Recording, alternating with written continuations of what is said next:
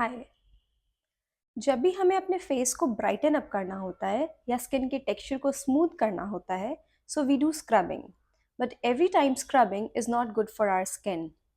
Scrubbing को scientific form में exfoliation भी कहते हैं, whereas exfoliation is a process and exfoliator is a product or a particular gadget of removing dead cells from our skin.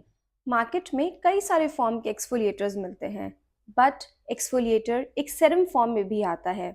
आपने देखा होगा कुछ सेरम की बॉटल्स होती है जिसमें AHA एंड BHA लिखा होता है। I can show you on the screen.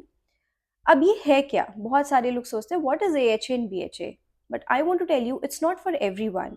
These are also the most common widely used exfoliators to remove the dead skin cells. कुछ बॉटल्स में AHA लिखा होगा और कुछ बॉटल्स में BHA लिखा होगा। जैसे आपकी स्किन की रिक्वायरमेंट होगी आप वही सेरम यूज करेंगे। Both are the exfoliators, AHA and BHA दोनों ही एक्सफोलिएटर्स हैं, बट दोनों का काम अलग अलग है। दोनों अलग अलग स्किन पे काम करते हैं। AHA is alpha hydroxy acid.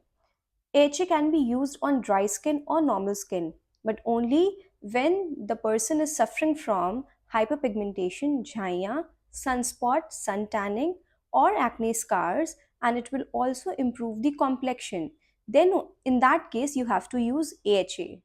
Whereas BHA is beta hydroxy acid, it's a form of salicylic acid useful for oily, acne prone, or combination skin to reduce breakouts, to unclog pores, and give a clear skin. But, like I said, not everyone have to use these serums of AHA and BHA क्योंकि AHA BHA serum normal serum की तरह नहीं work करते हैं।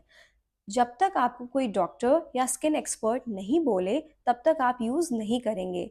In case if you're using it, do not overuse it because it will be risky for your skin.